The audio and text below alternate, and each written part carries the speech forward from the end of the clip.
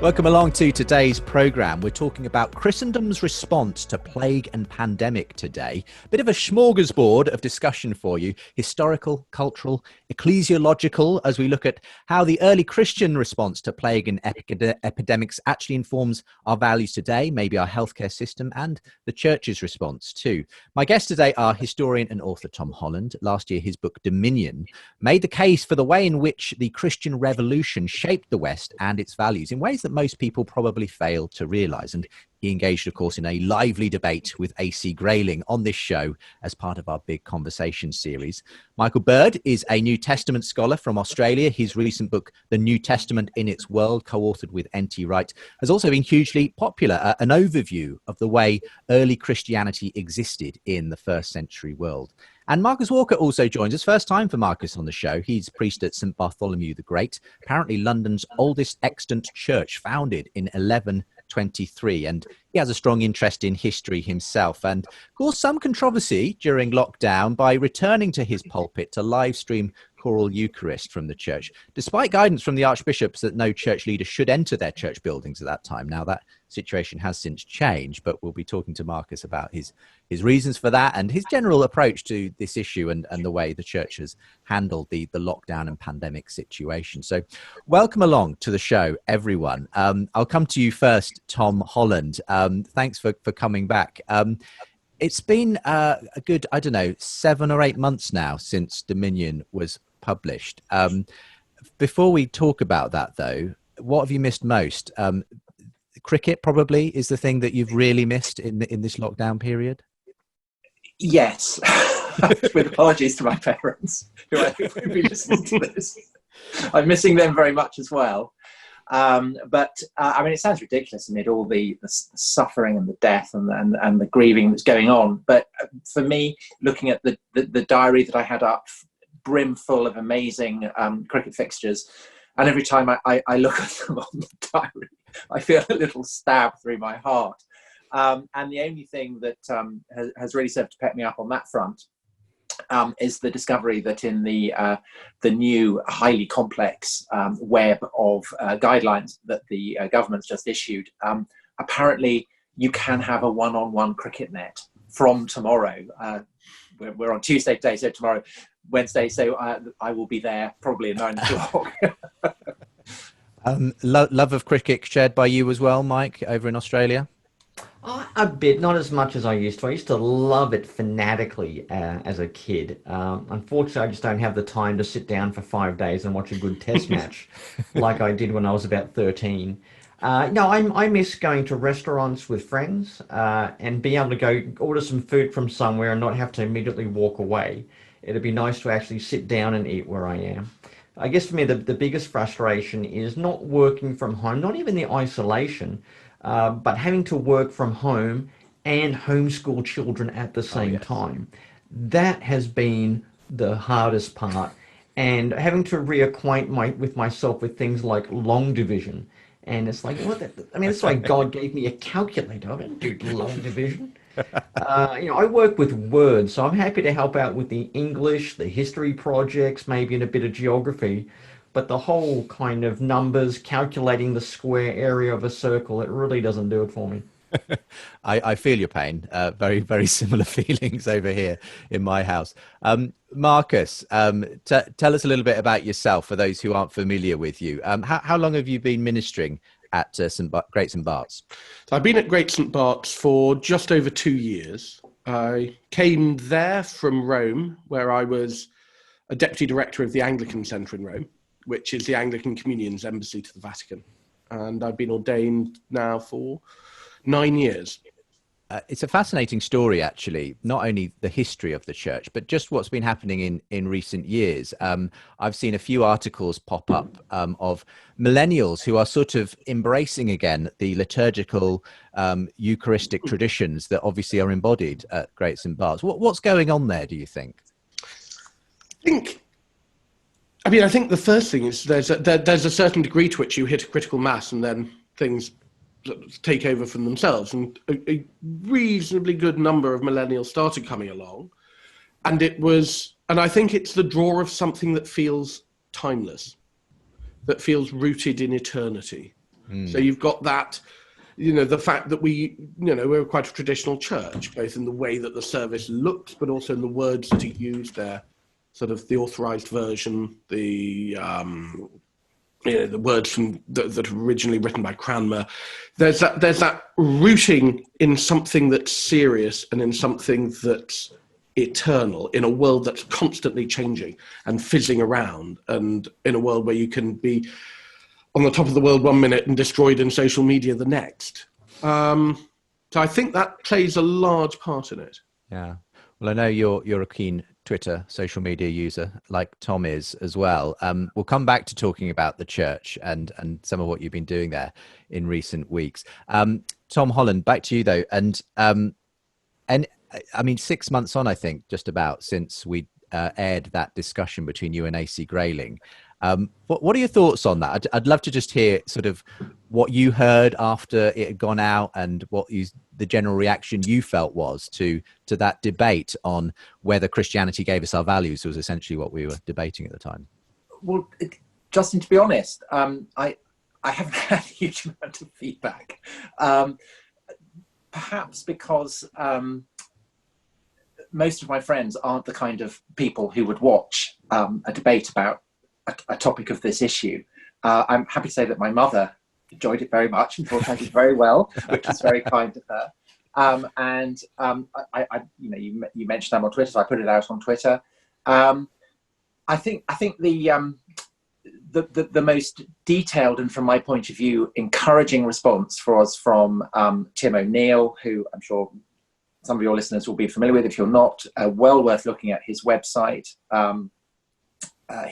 History for Atheists. History for Atheists. That's right. And yes. His shtick is that atheists are just as capable of believing myths that they want to believe as believers are, and I think that his website comprehensively demonstrates that. And he provided a commentary on my debate with AC Grayling, which essentially took perspective that I took in the debate, that Grayling was clinging to myths to a degree that he clearly didn't want to think is possible for a man of the Enlightenment, a man of reason, a man of humanistic rationality.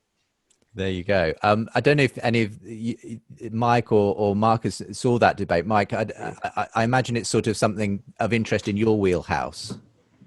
Oh yeah, I saw parts of it on Twitter, and it was kind of great. Just Tom's exasperation at what AC Grayling was saying was good enough. And yeah, it is the kind of debate we do have. Is there anything good in religion? Like, what has religion done for us ever? Australia, it was founded as a penal colony, and it was then credited as a very secular government, secular in the sense that we did not want to import the sectarian debates that they had in the United Kingdom. So there's always been a bit of an argy-bargy and certainly a bit of an anti-clerical vibe to the whole Australian context. So debates like that do get some traction down here. What about yourself, Marcus? I found I watched it fairly sharply after it came out and found it very, very useful, because quite a lot of the younger people who are coming to St Barth's have grown up in a world where, if they own to being a Christian, they come under a weight of attack from people of their age, particularly at school and at university. And one of the big challenges to any Christian is, well, look at the Inquisition, look at the wars of religion, look at how horrible Christians have how horribly Christians have behaved throughout the entire history of Christianity. They've done nothing good. The world would be a heck of a lot better if Christianity weren't around.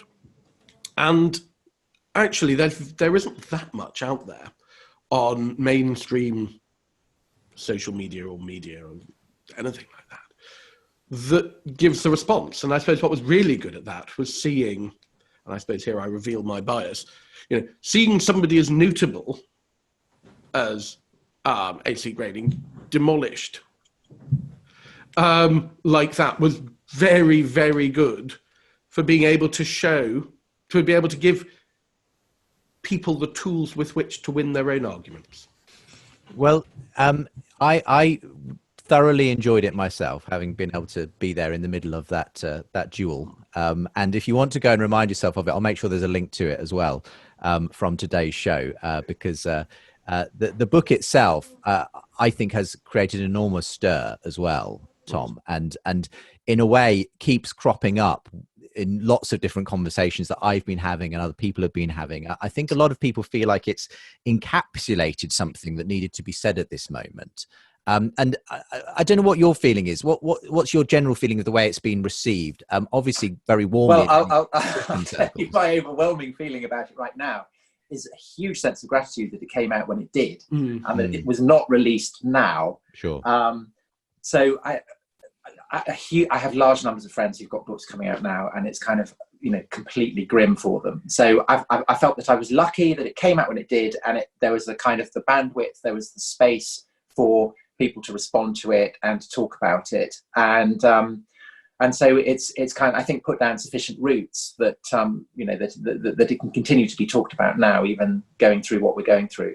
And it feels like you've been riffing off the themes of that in several articles and editorials and things. And most recently, or at least one of the most recent ones I saw was in the Telegraph. And I don't know whether you choose the headlines for these things or not, but essentially the headline was something like church leaders need to stop being middle managers. But essentially the article was actually about, began at least with the way Christians historically have responded to pandemic and plague and that kind of thing. What were you trying to bring across in that article? And again, I'll make sure there's a link to it from today's show. When the pandemic began and really kicked in, I remember that incredible appearance by the Pope in an empty St. Peter's Square, with the bells clanging across the city and the distant wailing of ambulances, and these timeless prayers being spoken by the Pope.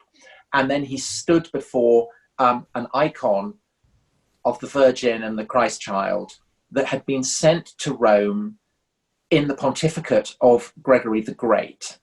And I'd written about Gregory the Great in Dominion, and at the time it seemed an unfathomable length of centuries, millennia ago.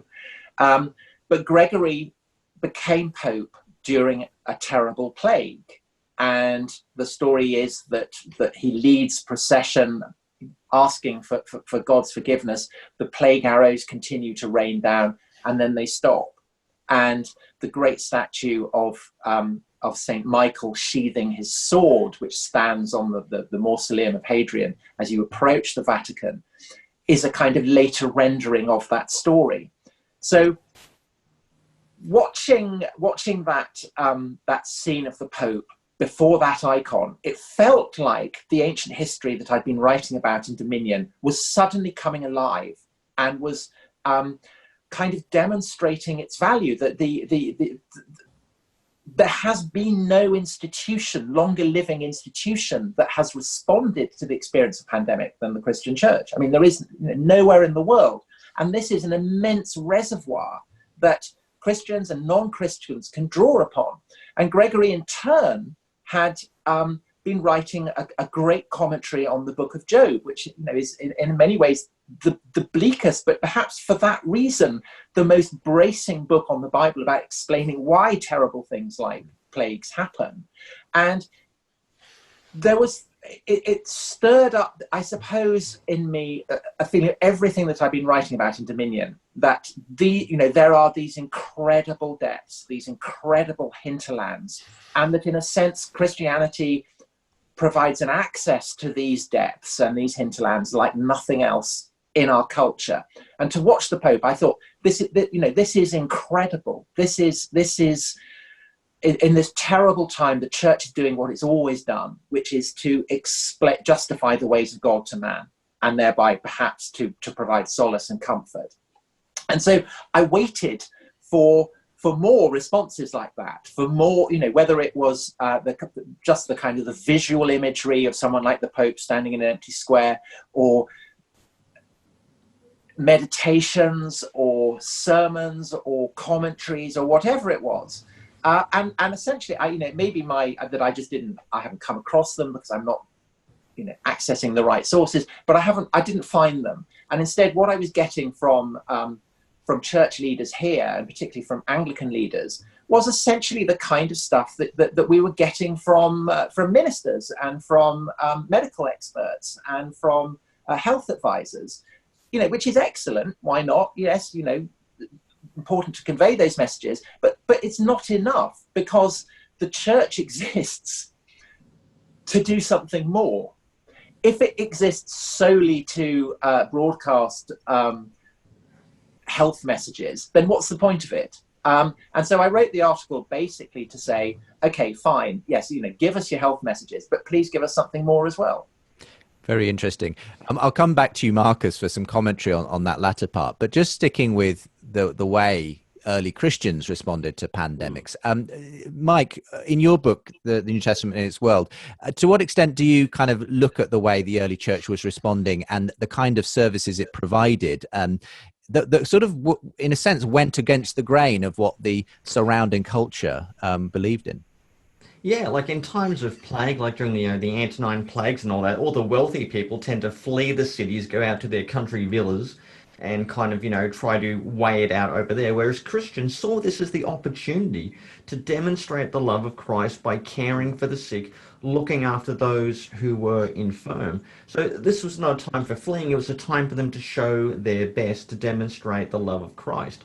I should also refer to a very interesting thesis of a scholar called Rodney Stark, who argues that one of the reasons why Christianity spread in the world is because Christians were looking after the sick. And his theory is, I don't know whether this is actually true, but his theory is they developed very robust immune systems, developing a kind of herd immunity within the early church that enabled them to last and survive subsequent plagues. So it's kind of incorporating immunology into the story of Christian origins and the success of the Christian mission. There's probably a degree of speculation with it. But that's the sort of thing that Christians were doing. They were out there helping the sick, founding some of the first hospitals, and generally going to the places that no one wanted to go and caring for those who had been neglected and left to die. Marcus, be interested in you just explaining a little bit of the history of Great St Bartholomew's, because I think that there was a sort of charitable impulse as well that's slightly behind the founding of that church in the same way. Very much. The story's a cracking story in and of itself. I mean, it could virtually be turned into a film.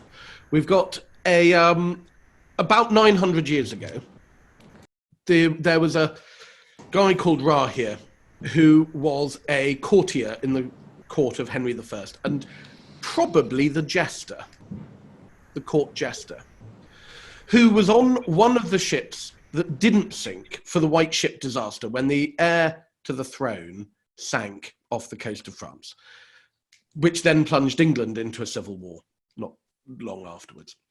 But this had a deeper effect on him, and he had a sort of come to Jesus moment and went off on pilgrimage to Rome, whereupon he fell sick, was taken to hospital, and my 4 years in Rome suggests to me that he was taken to the nearest hospital where the English tended to stay, which is at the sort of down near where the Vatican is, which would have been on Tiber Island, which was dedicated to St Bartholomew, where he had a vision of St Bartholomew saying, go back to London and build a hospital and a church and a priory. And he went back and built the Priory of St Bartholomew, which incorporated London's first hospital, which was from the very beginning free at the point of delivery and free at the point of demand, and remained free for the poor of London throughout its history.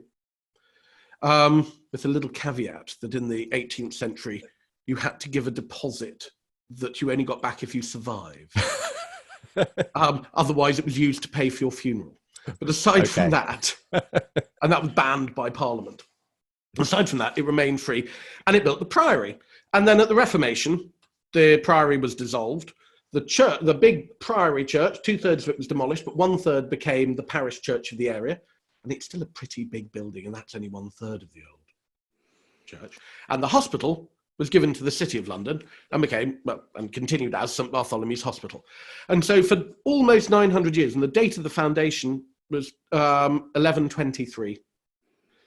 For almost 900 years, those two institutions have served the City of London, ministering to the poor and the sick. And Pete talks about the sick, the plague victims in the hospital, the big plague pits that are nearby, particularly right in front of the Charter House, where there's a huge plague pit that's still just a park. Yeah.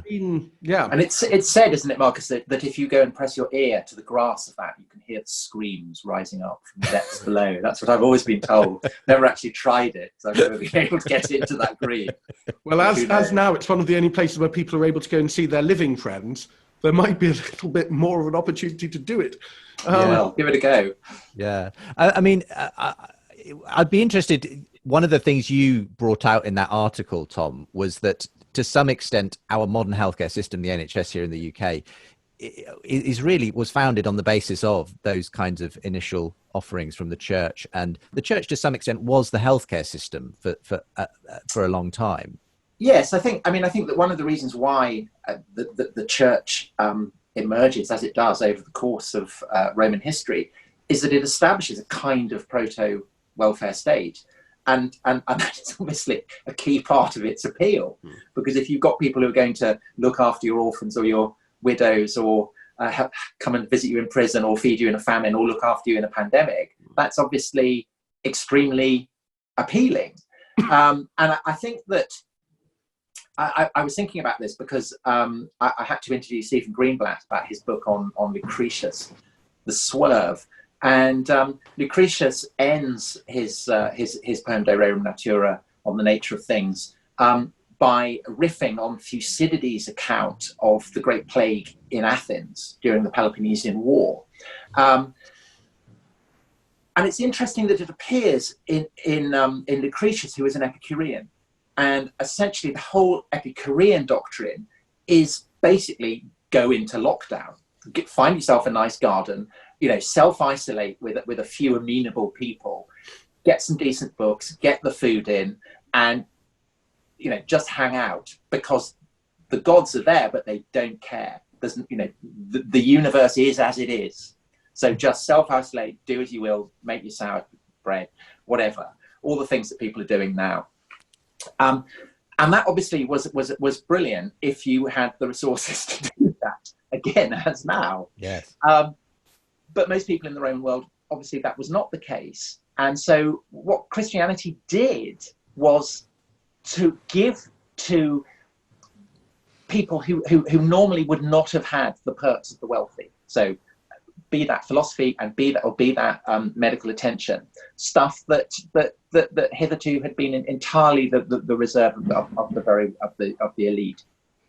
And so when in the 4th century the Roman Empire starts to become Christian, the elites start to pile their money into this. They start to recognize that rather than lavishing their money on either, retiring to your garden and doing philosophy, or putting up massive, great triumphal arches, or funding gladiatorial shows or whatever, let's start investing in the infrastructure that will enable our fellow Christians to survive the slings and arrows that outrageous fortune throws at them. And so among these, you start to get hospitals. And the first great hospital is built by a man called Basil, contemporary of Julian the Apostate, but unlike Julian, stays true to the Christianity that he's raised in, and builds this enormous great complex that then provides a kind of prototype for what will become hospitals that spread across the Mediterranean. So you start to get them in Rome as well. And it establishes a living tradition that then passes through into medieval Europe and through into the modern age. And St Bartholomew's is an absolutely classic example of that. Because back in the Roman world, the only hospitals were those that existed in military encampments and on slave plantations. They existed to make sure that people who might well be tempted to malinger didn't. That, in a way, is the measure of the transformation that Christianity brings to the way that people live. I was, by the way, very impressed by the use of the word malinger in that article. We don't use the word malinger enough. Malingerers and discontents. Well, I think that the kind of underlying brutality of that idea that Yes. you might get a horrible industrial accident in a mine or on a plantation, and then you're lying in bed, and basically the doctor exists to prop you up and get you back to the coalface. Yeah, basically to get you fit again. So Malinger is doing quite a lot of covering there. It's veiling the horror of what was actually going on. Absolutely. But yes, as you say, the problem for the church now, of course, is that charitable impulse, the infrastructure of the welfare state, was essentially nationalized, and now people just take it for granted. Well, I want to talk about that in our next section of the program, because again, this is part of the issue, is that as the West became Christianized, inevitably its institutions started to do the work that the church specifically had done up to a point. And I think that often provides a bone of contention. I know that you've had a bit of a run-in with the humanists recently on Twitter on those sorts of issues, Tom. And and I'd be interested to hear, how this applies as well in how the church should position itself today, if it's going to, when it comes to these sort of national crises and so on. But we're just having a really interesting conversation on Unbelievable today, looking at Christendom's response to plague and pandemic. My guests today are Tom Holland, Mike Bird, and Marcus Walker. We'll be back very shortly. What I want to invite Roger to comment on is, why couldn't the mental realm include an infinite consciousness? It's too much like us. It's too much like putting it like the Greek views of the gods in some sense. They were too much like us. They were finite and contingent. Here we're talking about a metaphysically necessary source. I admire this noble aspiration to find the highest possible ideal. It's almost as if you're proposing a new religion to meet this new challenge. It's not a new religion. Yes. What it is something that sits in the same place. It addresses some of the same needs, but it is not founded on the same principle. If the New Testament says that Jesus did X, Y, and Z, did he do it or not? I don't think it's a story that's made by committee. Am I going to have a later literary genius who comes up with a great story like this? Or am I going to say, no, Jesus is the genius, and somehow that story has basically been preserved?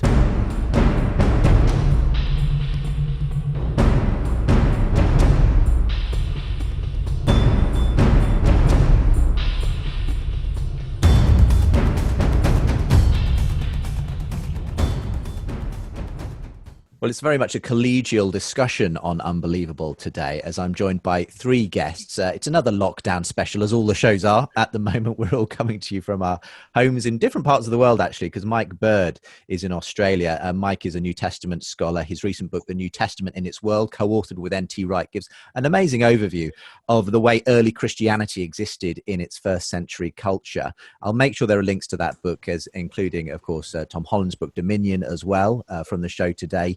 Dominion has really made a splash. Lots of people very enthusiastic about when Tom came on the show to do a debate on that with AC Grayling last year. And Marcus Walker, new to the show, is priest at St Bartholomew the Great, London's oldest extant church, founded in 1123, and has already been filling us in on some of the history of that as we talk about Christendom's response to plague and pandemic. And as I was saying in that last part there, Mike, one of Tom's points was that in some ways, the NHS here in the UK has almost become an object of reverence during this time. I've been there clapping them on a Thursday evening. I think people are appreciating how much we're dependent on our healthcare systems and everything else. Perhaps though less aware of the fact that, in a sense, as Tom made out, these things do actually stem from a Christian basis, that there is that it was the church that essentially was the vehicle of that. And to some extent, it's the Christianization of our Western societies that has meant that those activities have then been taken on by the state. Where do you think that leaves us then today, Mike, in terms of the way people think about healthcare and the church and the responsibilities of the church that have changed in that way?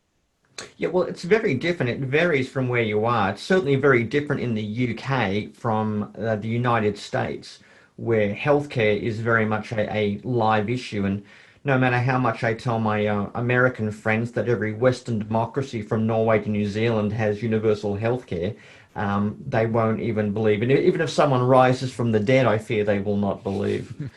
But at one level, the NHS is a result of the Christian success, because I've heard people say, look, you don't want a theocracy. The Christians need to be the prophet on the margins of society, talking about justice and the word of God and all of this.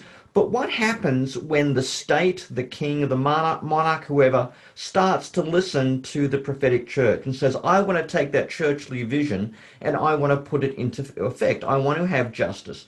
I want to have a welfare system. I want to have hospitals. And the church then takes that religious vision and implements it, but in a secular way. What does that mean for the church? What is the church left to do when that prophetic call has been taken over by the state and implemented? One of the temptations, as we've seen, is for church and church leaders to see themselves as somewhat deputized as agents of the state to then offer the same kind of advice you're getting from your NHS office or from the Minister of Health or from your local MP. And they then begin to replicate the same sort of secular information, but with some maybe cheesy and faddish religious wrapping paper. And I feel like saying, well, I already know the advice and I have no need for the cheesy wrapping paper. Do you have anything? Do you have a word of God? Do you have a word from God for me in this situation, rather than, a bit of some media sound bites dressed up with a couple of extra Bible verses at the end? That's where I think that the church is struggling, not to see themselves as the middle managers for a secular post-Christian society, but to offer an actual word from God. And for me, one of the things that the pandemic reminds me is we're living one gigantic Ash Wednesday service, where we're realizing no matter how great our medical technology, no matter how great our economy, whatever infrastructure or science we have, nothing can make you totally immune from death. Nothing can completely save you from unemployment. Your life is dust. You are vulnerable. And maybe you are not as vulnerable as others, but economically and mortally, you have to face the reality of the termination of your own existence at some level. And this is the day for you to contemplate that. Death is not something that happens to other people. It is coming for you eventually.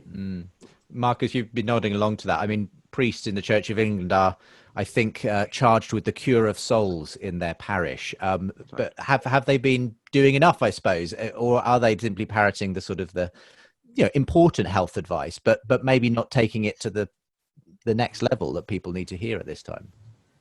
Yes and no, I think would be the answer there, in a typically Anglican style.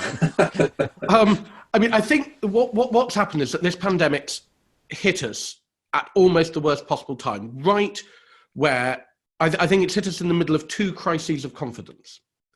The first, and perhaps the most important, although in some ways it's the harder to see, is a crisis of confidence in death, or in what we talk about death. It is telling that over the last century, as the churches across the world have rewritten their prayer books, all reference to plague and pestilence have come out. Whether it's in the Church of England from 1928, prayer book where you still had reference to it, but it had shifted from the earlier, oh God, we are so terrible, you are rightly punishing us, to please, oh God, bless those who would make us healthy, bring us speedily to recovery, to nothing. The same in the United States, same in Canada, same in Australia, I believe. All over the world, it's just gone. Because we'd stopped really thinking that sudden and surprising death happens to us in the late 20th, early 21st century. Death is something that is a mistake and is somebody's fault. I think we've had a crisis of confidence in actually talking about the resurrection, about what a good death might mean for a Christian, about what grieving means if you believe in the hope of the resurrection. It's also instructive, and you can see that, I think, it's instructive to see that in the really nicely produced prayers for the time of coronavirus that the Church of England put out and sent round to us all, and you can get it online, there are no prayers for the dying. And there are no prayers for the dead. Lots of prayers, about sickness, lots of prayers about what it means to be alone and things like that. Death isn't mentioned. And this, I think, has come about, it's been something that hit Britain and I think large portions of the West after the First World War, where suddenly all the ritual that surrounded death collapsed because there were just too many to keep going. And we've never really picked ourselves up. And anybody who's dealt with funerals and, and death parochially know that in wider society, you're basically kind of supposed to have got over it by the time of the funeral. When if you're dealing with it, you know that that's when it starts. So you've got that crisis, and that's meant that people haven't really known how. The church seems to have just been struck dumb in knowing how to respond to that collectively. You were, I was going to say, Tom, you were in your article for the Telegraph, you ended it with a challenge to the church to sort of step up into this crisis. What do you think they should be doing that they're not currently doing, perhaps, when it comes to engaging people on, I suppose, the really big questions that death does provoke? Well, I mean, Christianity is founded on the idea that Christ has conquered death. I mean, that's the key message, and that by the standards of secular agnostics is a mad thing to be saying. That all will rise to eternal life from death seems a kind of mad thing to say. But if you're in the church and you don't think that, then why are you in the church? I mean, I think, Marcus talked about the kind of sense of embarrassment that the church feels before death, and I think that's true. But I think I sense a mild sense of embarrassment at the kind of supernatural, miraculous quality that lies at the heart of the church's message. It's kind of, we'll just shove that to one side and just talk about how important it is that we're all nice to each other, and then we won't cause any offence, and people won't, shout at us that we're weird. It's the slight sense that I'm picking up. And to go back to the Pope standing in St. Peter's Square, that had an impact on me, and I know that it had an impact on all kinds of people who aren't Catholic or even Christian, because it seemed to articulate a sense of mystery and awe before the horror that was being visited on Rome and Italy and the whole world, and yet at the same time not to surrender to that horror and to offer some sense of hope. And Christianity is, culturally speaking, the most successful attempt that humanity has ever devised to explain why there is death, and yet why death is not the end. And yet you would not think that, I think, listening to the broadcasts of people on Thought for the Day or on daily services or whatever. I guess that's what I was trying to say. And in a way, coming back to you, Marcus, that idea of let's keep Christianity weird. Christianity has always been, in that sense, weird, or at its best, it's been weird when compared to the surrounding culture. Somebody, you are head up a church which to most people will look a bit weird because there's lots of very ancient things going on there, and you haven't in any way tried to install the fancy lighting and the smoke machine and the cool guitar band. We have a smoke machine. Oh, you do the smoke machine. Incense. Okay, yeah, fair enough. You do a smoke machine of sorts. But the point being, I wonder if there's a sense in which part of what is attracting these people is because it's not trying to look like the rest of the society and the culture and sort of parrot the same message exactly. And yeah, go ahead. Yeah, I think that's right. I think it was interesting. It was on your program that one of the lads who comes to church, Harry Howard, said, if I want a disco, I'll go to a disco. If I want a church, I'll want to go to a church. And I know that doesn't necessarily hold for everybody. I wouldn't like to judge anybody else and thing. But I think for the people who are coming to St Bart's, there is an element of that actually. But it's one of the interesting things that is involved in here is that when the church has been challenged about this, and in the Archbishop of York elect's letter, I think yesterday in the Telegraph, or in the Times, an article today in the Telegraph, he responds with, but what we are doing is food banks, looking after the elderly, making sure that people's actual physical needs are being met. And that, of course, is one of the ancient responses of the church, to make sure that people are being looked after. That's what the hospitals originally were all about. And to a certain extent, so, going back to the non-supernatural and the yes in response to your earlier question, how is the church responding? Well, it is trying to respond to this, but in a very, it's seen, and perhaps, or it has a trace memory of those earlier responses with hospitals, with going and looking after the sick when other people fled, of getting stuck in and trying to help.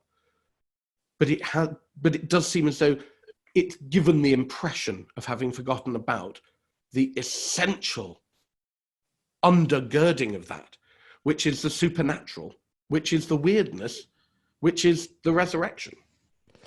You look like you wanted to get involved as well there, Michael. I was going to say, yeah, I mean, our key response is that we believe in the goodness of God's power and the power of God's goodness as demonstrated in the resurrection of Christ, knowing that neither famine nor pestilence will separate us from the love of God that is in Christ Jesus. That is what the message of which Christianity takes to the world. Whereas too often we can be confused with simply an episode of something you might get on Dr. Phil, or something that is very touchy-feely and all-affirming, but incredibly bland, like kale-flavored tofu, or something like that at a cultural level. I do resonate what Marcus was saying too with young people. I just got an email a while ago from a former student who was leading a Reformed charismatic church, but is now leading a congregation and deciding whether to go Roman Catholic or Greek Orthodox, because they're looking for something far more ancient, away from the more commercialized, sort of almost personally cultish type of Christianity that you can get. And you can see the attraction, rather than be part of something that's very cheesy and commercial and consumerist.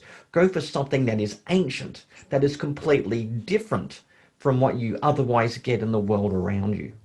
I was going to ask you, Marcus, this seems like a good time to talk about your dissension from the ranks in the Church of England. The guidance, or the instruction, I don't know how you would term it, during the first phase of lockdown at least, was that clergy should not even enter their churches, even if they have a direct entrance to the church from their house. And that was a tough call, especially for you. There has been continuous worship on the site of Great St Bartholomew's for the best part of 1,000 years. So I think you obeyed that for a few weeks, but then at some point you decided, no, I can't stomach this any longer. Tell us what prompted your decision. Well, when the Archbishop's decision first came out, I thought it was wrong. And I dropped a line to the Bishop of London saying, I'm really worried about this. I think that for a whole series of reasons, I think most importantly, the mental health of our parishioners is going to be very fragile as people are locked up in their houses all day for months. And that the joy that will come from being able to see the places that they love still being used, and still being able to have that connection, still being prayed for in those places that they've prayed in, will actually be really significant. I think that from a sort of, I suppose you could say, PR perspective, it's a disaster. It looks like we're withdrawing from the world when we need to be getting more stuck in. All round, I think it's a mistake. And she, God bless her, called me up and said, look, I'm trying to negotiate a compromise here where those people whose churches are actually attached to their houses can still go in. And she tried to negotiate for about a couple of weeks. That compromise held. And she said, please don't do something that might undermine that. Please allow this compromise if it can help. So I thought, okay, I won't. If some can happen, that's better than none. So let's see. And then unfortunately that compromise didn't hold, and she was clearly asked to pull that permission. At which point I thought, well, actually, if nothing's happening, something's got to give. And that happened in Holy Week, and then it was Easter. It was Easter weekend, and normally we would have the light of Christ coming back into the building after everything had gone out. On Maundy Thursday and Good Friday, the whole church is stripped down, and eventually everything goes, even the host, even Christ in the bread. Everything has gone, and the church is dead and desolate. And it felt like that's what had happened over those weeks of the early stages of the virus. And it got to Saturday night, when we would normally bring the Paschal candle into the church and the light of Christ would return. And I felt I couldn't not do it. And so I went down and lit the fire and brought the candle in. And it was an astonishingly dark moment, actually. The building felt. It felt like I'd never felt it before, having been unused for 3 weeks. And it was just astonishing seeing that one little light coming back into the church. And it was such a symbol of hope, actually, that I felt, no, we can't do this again.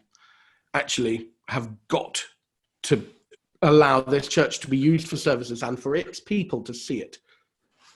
And so you started, live streaming again from the church and recording from the church. Obviously, not with others joining you, but it was important for you. I mean, people often say, and rightly to some extent, the church is not the building, it's the people. But for you, there is obviously something significant about not withdrawing from the building. Well, it's both and.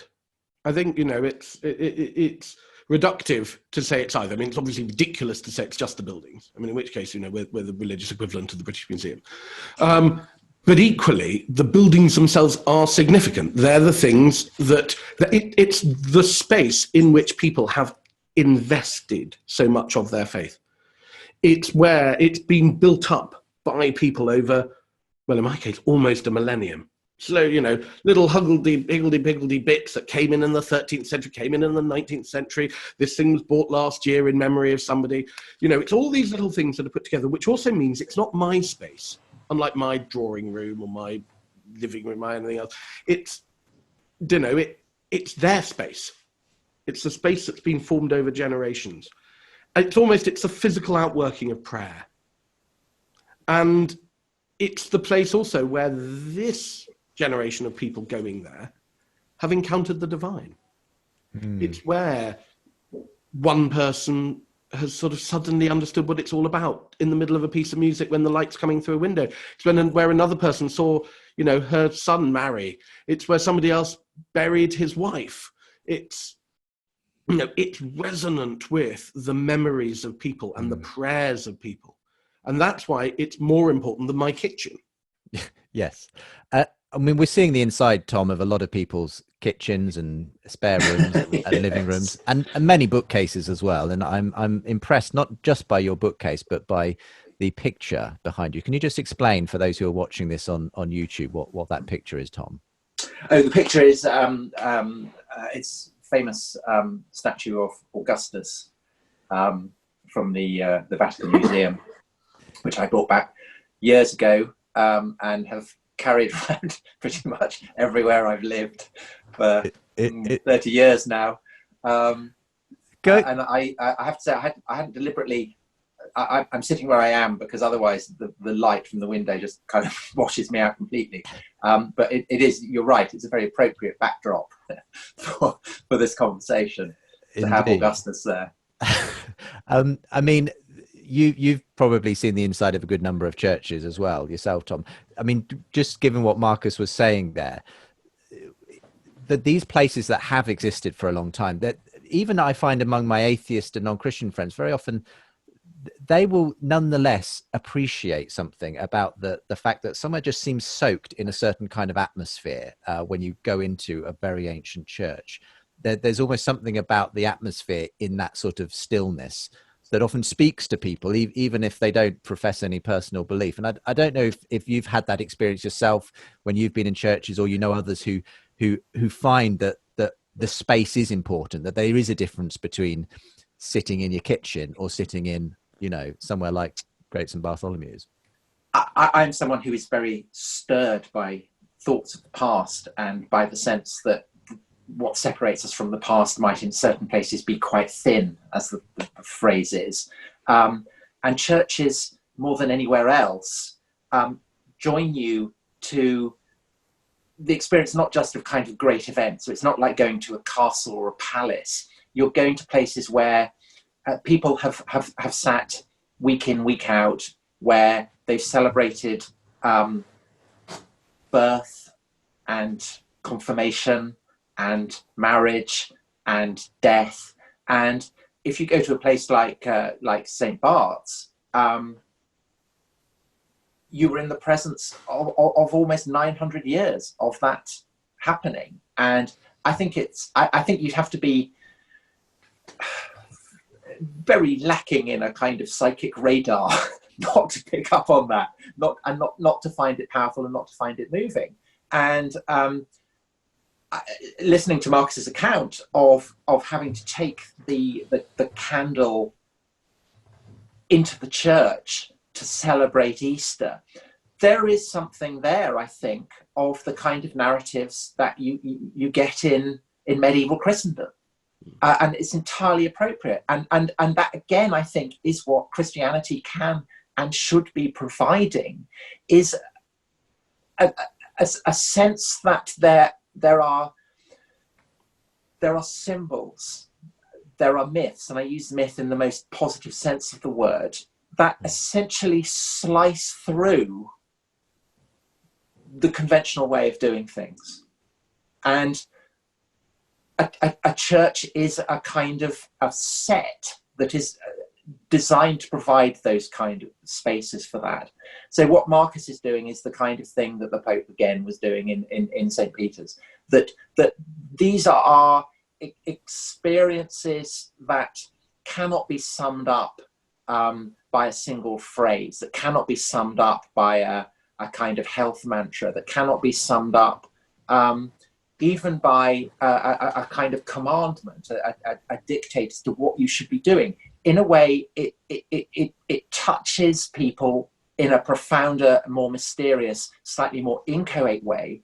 And therefore, I guess if you're a Christian, you'd say that it opens you to the Spirit. If you're not a Christian, it opens you to a sense of transcendence that perhaps you might not have realized existed within you.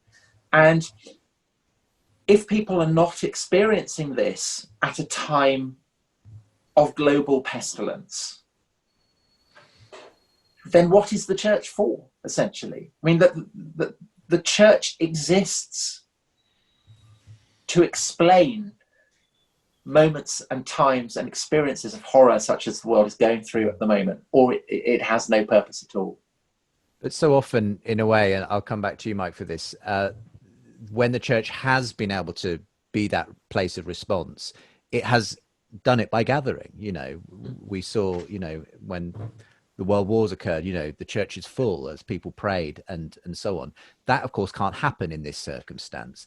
Though, as far as we know, the polls, there was a survey done recently here in the UK, which suggested that perhaps 1 in 4 people have actually tuned in to an online church service, which, when you consider church going for about 5% of the country, is an enormous increase, actually, during this lockdown period. So it feels like that there's people are naturally asking those big questions, perhaps looking for some kind of spiritual comfort.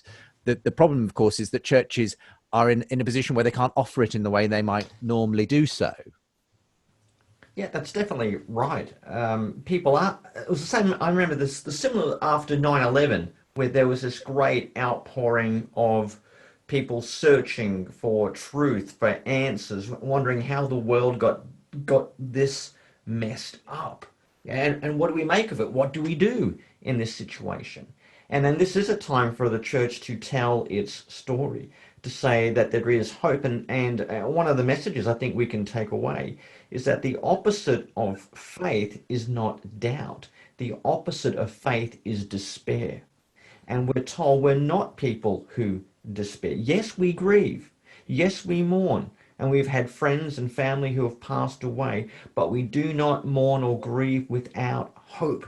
We are not left in the pit of despair, because Christ is for us and God was in Christ reconciling the world to himself. That is what we cling to. Now, although we cannot gather together, there have been some very creative ways of still trying to do community. It may only be virtual, but maybe you've seen on social media some of those somewhat eclectic choirs that have been put together singing some of the great hymns. Maybe you've been out walking and you've seen some people writing things that God loves you, or God is a light in the darkness, or Christ is the light, writing that in chalk on a path, as I've seen. So there are still ways of connecting and creating community, and we live in an age of connecting digitally and virtually that the human species has never been able to do before. And the fact that we're having this conversation right now on Zoom, 15 years ago, you could have barely have conceived of us doing something like this. This was a very rare technological event. So what the church has to do is remember that it's not despair, it's hope, and simply make the best and be as creative and entrepreneurial as they can to connect and remain in a type of communion with one another as we can. We're going to go to another quick break, and we'll begin to wrap up the program in just a moment. Really enjoying the conversation today, though, branching from the historical to the cultural to the present. Christendom's response to plague and pandemic is our general title today, but my guests are Tom Holland, Marcus Walker, and Mike Bird, and we'll be back very shortly. If you listen to Unbelievable with Justin Briley on Premier Christian Radio and enjoy the conversations between Christians and skeptics, then this is the perfect app for you. For the latest updates, podcasts, videos, articles, bonus content and much more, download the Premier Unbelievable app today.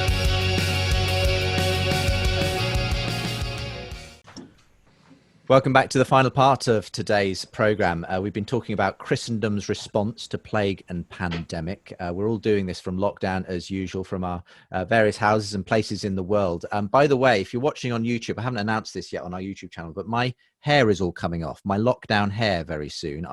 It's Christian Aid Week this week. We're big supporters in our church of that, and I'm having a charity head shave.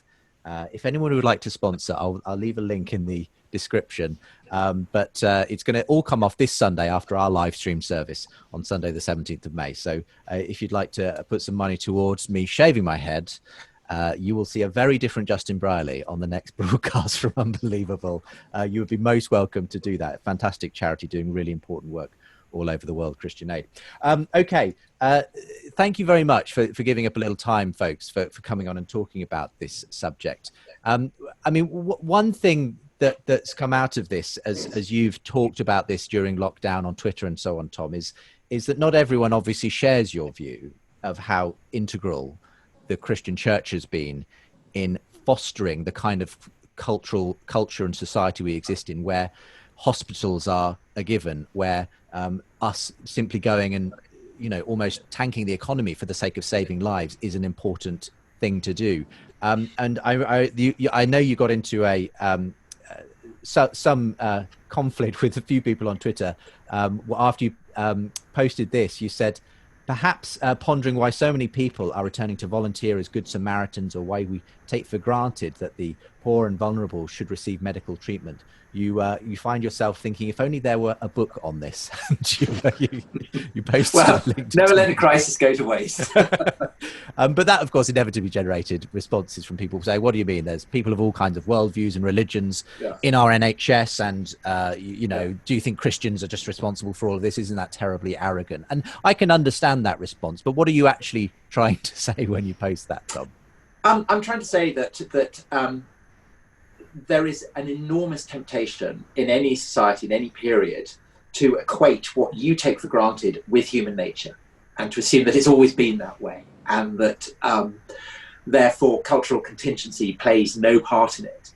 But I think that if you look at the distinctive culture that prevails in most Western countries, I know Britain best, so talking about Britain, the idea that there should be a national health service, the idea that those who commit their lives and risk their lives to save the very sick are to be praised, and this is something that should be encouraged and saluted.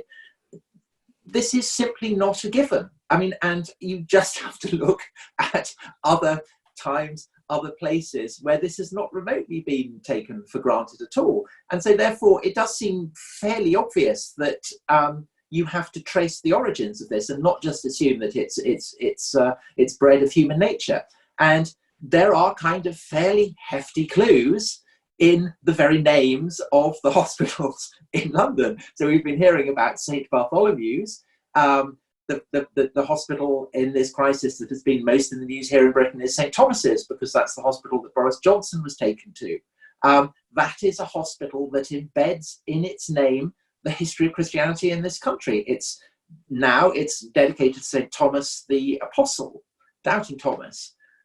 Until the Reformation, it was dedicated to Thomas Becket, the Archbishop killed in the in Canterbury Cathedral. And I've just been rereading the general prologue to the Canterbury Tales, which describes the group of pilgrims leaving London in April for Canterbury. And Thomas is praised in that as a saint who heals the sick. And there's an incredible power, I find, in reading that now in this context and thinking Chaucer would have been writing at a time, in the aftermath of the Black Death, when kind of bushfires of the plague were still blazing across the town. Plague is worse in London in the winter. So in April, you're leaving a city that has been consumed by plague and sickness and heading out into the green open with the winds and the birdsong to go to the tomb of Thomas to pray. And St. Thomas's Hospital now provides us with a kind of link to that. That's part of the fabric of the city that I and Marcus live in. It's part of the fabric of the culture that explains why people are behaving the way that they do.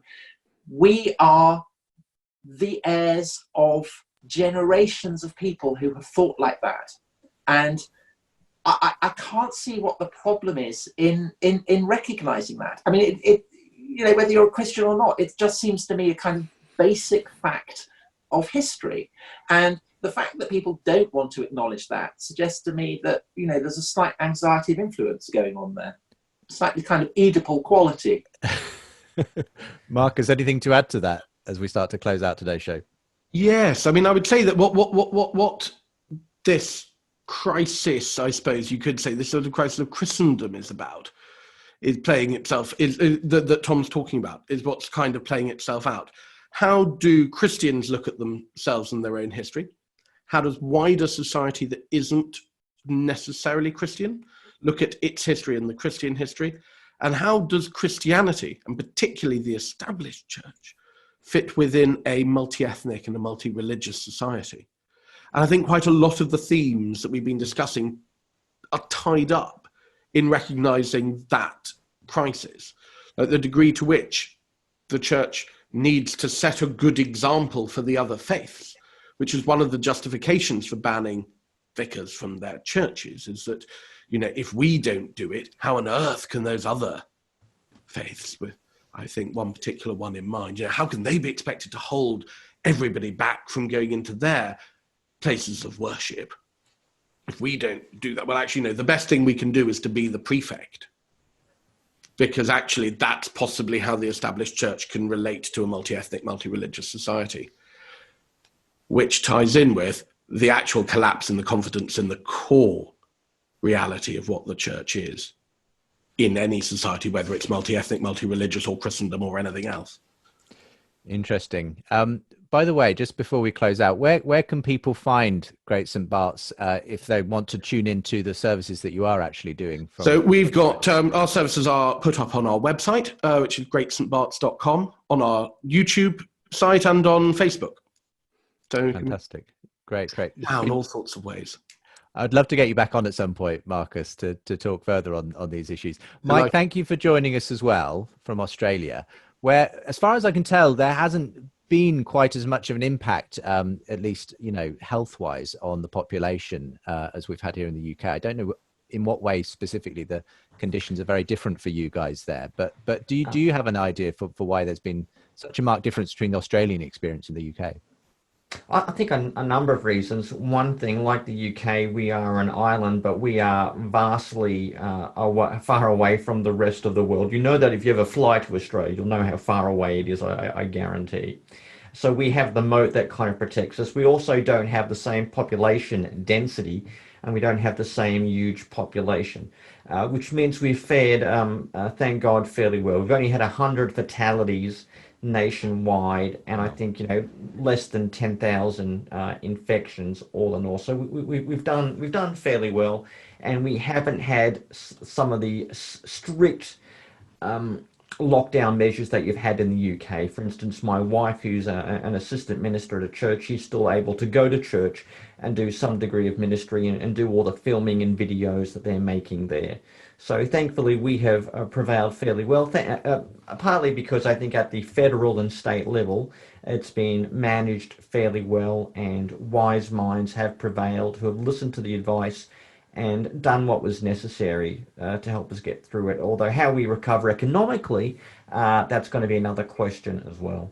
Well, I think that's a question everyone's asking themselves at this point, what the way ahead looks like once the pandemic is under control to some extent. But if you're looking for some lockdown reading, obviously there's Dominion, but an even bigger volume, if that's imaginable, because Dominion was pretty chunky, is the New Testament in its World, co-authored by Mike and N.T. Wright. And I can heartily recommend it. It really is an extraordinary piece of work, bringing together, I think, basically all of N.T. Wright's thinking on the first century and the church and how the two combine together. So I'll make sure there are links as well from today's show. It's a book that's hard to put down, but apparently even harder to pick up. Anyway, great to have you all on the program. I'll make sure there are links to all of the things we've been talking about from today's show. In the meantime, all the very best. Enjoy the return to at least some form of cricket, Tom. Thank you. And if not the cricket season itself, but we look forward, hopefully, in the future to being able to resume such pastimes and pleasures. But for now, it's been a fascinating conversation. Gentlemen, thank you very much, and I'll see you in due course. For more conversations between Christians and skeptics, subscribe to the Unbelievable podcast. And for more updates and bonus content, sign up to the Unbelievable newsletter.